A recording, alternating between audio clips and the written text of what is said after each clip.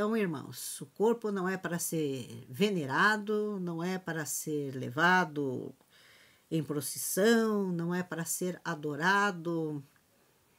Aquele pãozinho, ele é a representação da aliança de Deus conosco, da aliança de Jesus conosco. Para que nós lembremos todas as vezes que nós o fizermos, que nós estivermos à ceia, que nós nos lembremos de que Jesus fez por nós e que nós estamos unidos a Ele. De ambas as espécies, o cálice do Senhor não se deve negar aos leigos, porque ambas as espécies da ceia do Senhor, por instituição e mandamento, devem ser ministradas a todos os cristãos igualmente. Que é a espécie? É o pão e o vinho, ou seja, o corpo e o sangue de Cristo, são as duas espécies, né? Da oblação única de Cristo sobre a cruz. A oblação de Cristo, o que é oblação? O que é oblação? Oblação da dádiva, da doação maior que Cristo fez por nós. E qual foi a doação maior? É a sua vida, né, gente? A oblação de Cristo, feita uma só vez, é a perfeita redenção, propiciação e satisfação por todos os pecados de todo mundo, tanto o original como os atuais, e não há nenhuma outra satisfação pelo pecado senão essa. Portanto, o sacrifício da missa, no qual se diz geralmente, vamos lá, e aí o que é? Ele está batendo aqui no quê? É na relação da transubstanciação, da consubstanciação, propiciação e satisfação por todos os pecados de todo mundo, tanto o original como os atuais, e não há nenhuma outra satisfação pelo pecado senão essa. Portanto, o sacrifício da missa, no qual se diz geralmente que o sacerdote oferece a Cristo em expiação de pecados pelos vivos e defuntos, é fábula, blasfema e engano perigoso. Como é que a gente pode fazer o sacrifício por quem já morreu? Somos nós que podemos fazer?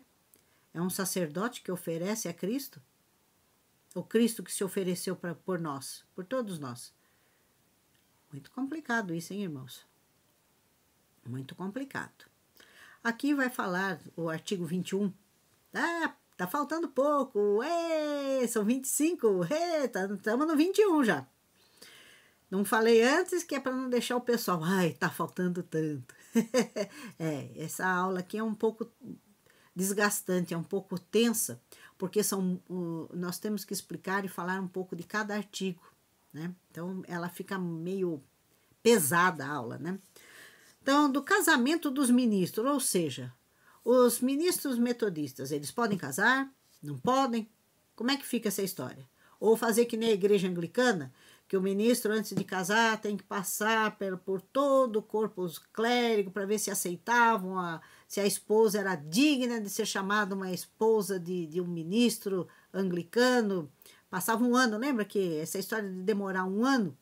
O Wesley perdeu uma das possíveis esposas dele, uma namorada dele, para outra pessoa, né?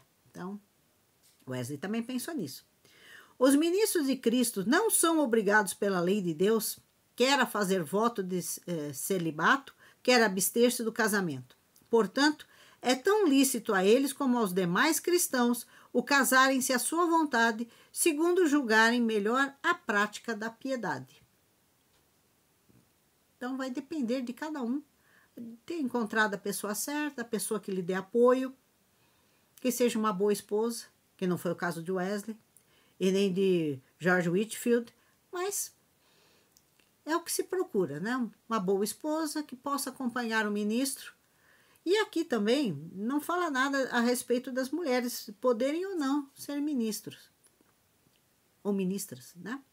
Mas a gente sabe que a mãe dele, ele não fez objeção porque a mãe dele era uma pessoa que pregava. Então, por isso que a igreja metodista não tem problema em mulher subir ao púlpito. Não é feminismo, gente. É realidade. Assim como tem homens que pregam muito bem, tem mulheres que são dotadas do Espírito Santo e têm o dom da palavra. Deus escolhe. E Deus levanta. Quem Ele quer, Deus levanta e põe lá. Como a gente vê em muitos casos na Bíblia, Débora, Esther, e muitas outras mulheres que Deus levantou e colocou na frente do seu povo. Na frente e à frente de seu povo. Né? Dos ritos e cerimônias da igreja. Não é necessário que os ritos e cerimônias das igrejas sejam em todos os lugares iguais e exatamente os mesmos, porque sempre têm sido diferentes e podem mudar-se conforme a diversidade dos países, tempos e costumes dos homens, contanto que nada seja estabelecido contra a palavra de Deus. Entretanto, todo aquele que, voluntária, aberta e propositalmente, quebrar os ritos e cerimônias da igreja que pertença, os quais, não sendo repugnantes à palavra de Deus, são ordenados e aprovados por autoridade competente, deve abertamente ser repreendido como ofensor da ordem comum da igreja e da consciência dos irmãos fracos, para que outros temam fazer o mesmo. E toda e qualquer igreja pode estabelecer, mudar ou abolir ritos e cerimônias, contanto que isso se faça para a edificação.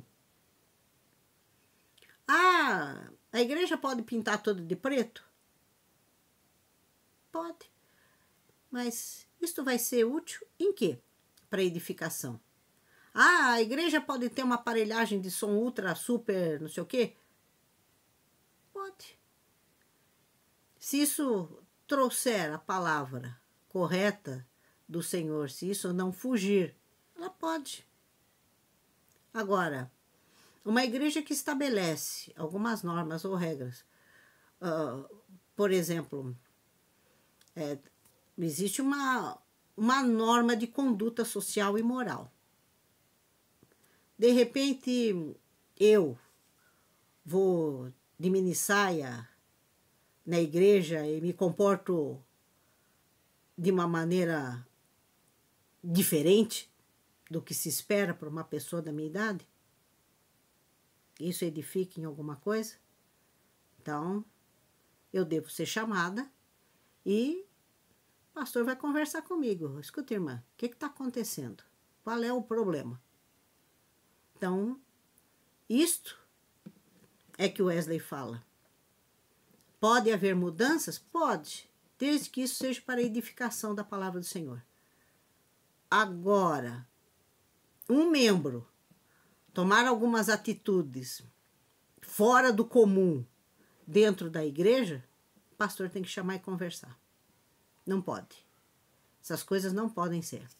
Então, as coisas têm que ser para edificação. Porque o que acontece? As pessoas mais fracas na fé, as pessoas que estão iniciando, vai ver e falar, gente, essa igreja é de louco, a pessoa está doida aqui dentro. Não vou ficar nisso aqui. E vai se escandalizar. Paulo fala que tudo aquilo que vai para escândalo do meu irmão, que eu me contenha. Que eu se não é para mim, se não é pecado, mas meu irmão está aqui do meu lado, ele está vendo a minha caminhada. Eu sou, como membro da igreja, eu tenho que mostrar para o meu irmão que eu estou na caminhada de fé para ajudá-lo, para estar junto com ele. E não para derrubá-lo, porque isso derruba uma pessoa. Vamos lá. Dos deveres civis dos cristãos. É dever dos cristãos, especialmente dos ministros de Cristo, sujeitarem-se à autoridade suprema do país onde residam e empregarem todos os meios louváveis para inculcar obediência aos poderes legitimamente constituídos. Espera-se, portanto, que os ministros e membros da igreja se portem como cidadãos moderados e pacíficos. Então, isso foi um dos motivos que Wesley brigou um pouco quando da independência dos Estados Unidos, que ele dizia que eram todos rebeldes. Como é que a gente pode ter gente rebelde? Mas depois ele acabou acalmando e entendendo a situação. Dos bens dos cristãos. As riquezas e os bens dos cristãos não são comuns quanto ao direito, título e posse dos mesmos, como falsamente apregam alguns. Ou seja, o irmão entrou na igreja, tem bens, então tem que repartir com todo mundo. Pera lá. O indivíduo tem que subsistir, o indivíduo tem as coisas dele. Se ele doar, tem que doar de coração e não por imposição. Não obstante, Cada um deve dar liberalmente do que possui aos pobres. Ou seja, eu devo dar porque assim o meu coração manda e não os outros me impõem. O que é meu e eu tenho que fazer com que o outro tenha condições de ter as coisas dele, para que possa abençoar a outras pessoas também. E não simplesmente pegar tudo que é meu e dar para os outros. Muito complicado isso. Do juramento do cristão. Este é o último item. Assim como confessamos que é proibido aos cristãos por nosso Senhor Jesus Cristo e por Tiago, seu apóstolo, o jurar em vão e precipitadamente, também julgamos que a religião cristã não proíbe o juramento quando o magistrado requer em causa da fé e caridade, contanto que se faça segundo o ensino do profeta, em justiça, juízo e verdade. Tem muita gente que fala, eu não posso, juro, eu não posso não sei o quê, porque eu não posso jurar. Se isto é de acordo com a lei, de acordo para um bem comum, você pode. O que você não pode é jurar em vão. Ficar por aí prometendo e falando coisas que aí não funciona. A coisa não funciona, não dá certo. Então, irmãos, nós vimos a base da nossa fé, a base dos artigos de religião que compõem a doutrina metodista. E aqui nós podemos ter uma ideia do que somos e para onde vamos e o que pretendemos. Que Deus nos abençoe e que possamos levar a inúmeros corações esta chama ardente da fé que brilha tanto no metodismo e está sempre ardente. Deus abençoe a todos. Um bom domingo. Amém.